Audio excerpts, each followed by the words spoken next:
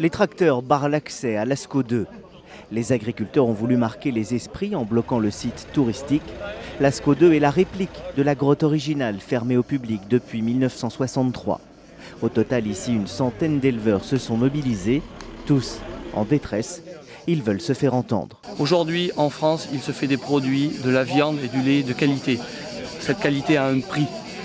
Aujourd'hui, les consommateurs, c'est ce qu'ils veulent. Nous, on veut pouvoir en vivre. Il faut une répartition des marges correcte de toute la filière. Le consommateur n'a pas besoin de payer plus pour cette qualité, il faut simplement que la marge soit répartie convenablement. Toute visite est impossible. Les vacanciers doivent faire demi-tour. Bien que déçus, la plupart comprennent tout de même le mouvement de grogne des éleveurs. C'est de plus en plus dur pour eux et donc on comprend qu'ils manifestent et qu'ils en ont assez de travailler pour rien. On sent bien que la situation est difficile.